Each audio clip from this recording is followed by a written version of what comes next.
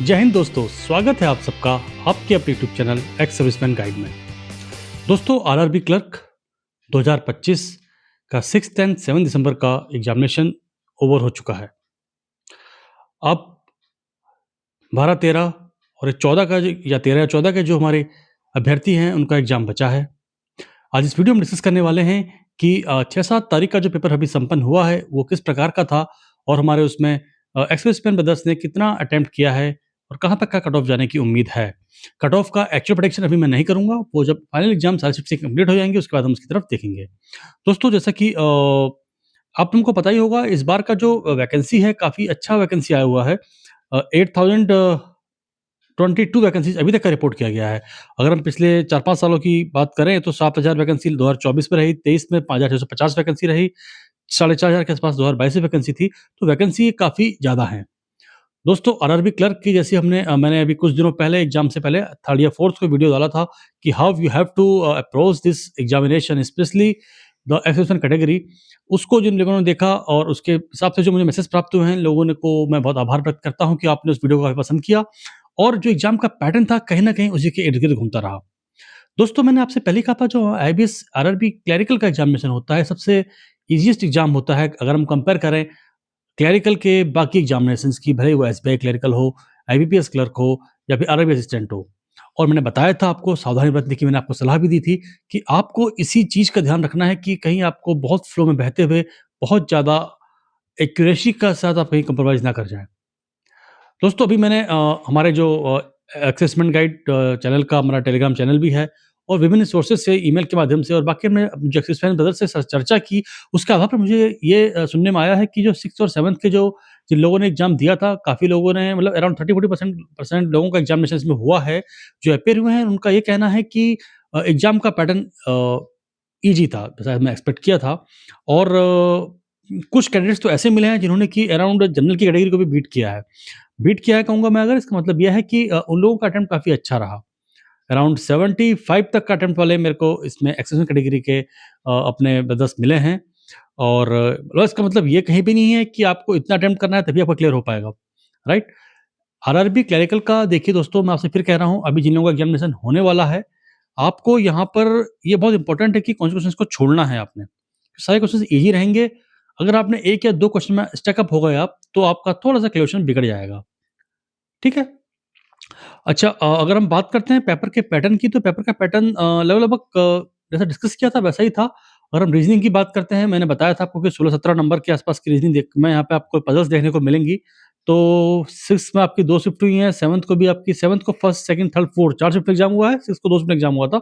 और सभी एग्जामिनेशन में जो डाटा मेरे पास आया उसके आधार पर 18 क्वेश्चंस जो है पजल्स एंड सिटी अरेंजमेंट से पूछे गए थे, राइट?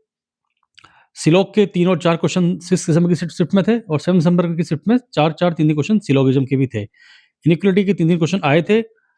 7 दिसंबर की सेकंड शिफ्ट में इसके कोई क्वेश्चन नहीं देखा गया था।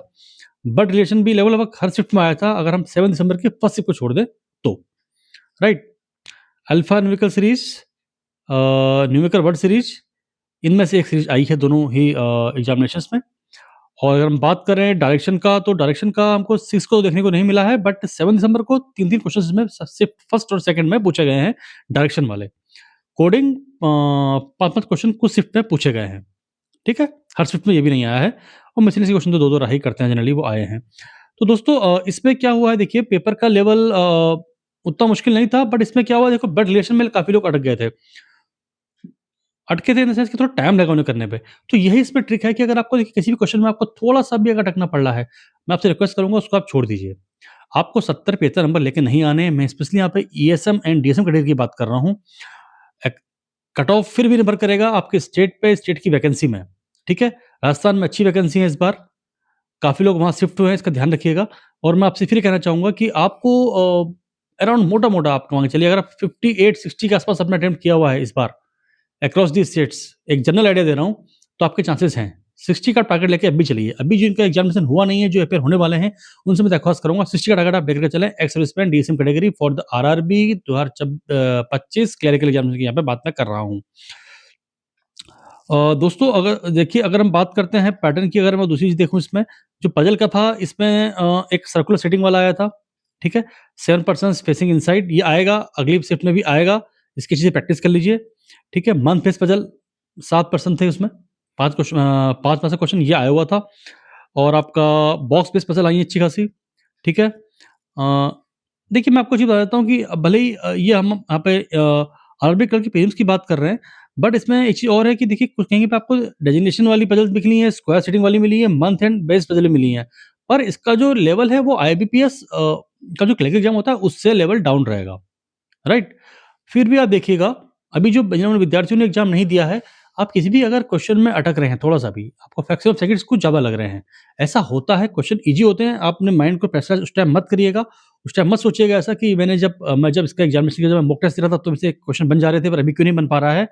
उससे बिल्कुल टाइम लगाने की ज़रूरत नहीं है, आपको इसके करके आगे बढ़ जाना है। अगर बाद में टाइम परमिट होता है, तब आपको फिर दोबारा से आना है, राइट? 4-5 सीट में एग्ज़ाम हो रहा है, नॉर्मलाइज़ेशन दोस्तों अच्छा खासा रोल प्ले करेगा। आपको अपनी एक्यूरेसी मेंटेन करनी है। ठीक है? अभी जो 3-4 दिन बचे हुए हैं, उसमें कुछ भी नया नहीं पढ़ना है। जितना हमने पढ़ लिया वो काफ़ी है। हो सके तो 2-3 आप मॉक टेस्ट दीजिए। अगर आप पूरे दिन भर फ्री हैं, कोई जॉब नहीं कर रहे हैं, तो आप 2 मॉक टेस्ट अभी दीजिए मैं कहूँगा। ठीक है? उसमें आपको सिर्फ़ और सिर्फ़ अब मैं आपको एक चीज़ बता देता हूँ, जो मॉक्स में यहाँ पे एग्ज़ाम हो रहे थे, मैंने लोगों से बात की यहाँ पे, जो मॉक्स में लोग एग्ज़ाम दे रहे थे, मॉक्स में जो उनके अटेम्प्ट हो रहे थे और जो मॉक्स में स्कोर आ रहा था, उसके कंपैरेटिवली उन्होंने यहाँ पे अच्छा अटेम्प्ट किया है। मीन्स इसका मतलब ये कि जो एग्ज़ाम का जो एक्चुअल एग्ज़ामिनेशन है, उसका लेवल मॉक्स से थोड़ा-सा डाउन है। ठीक है?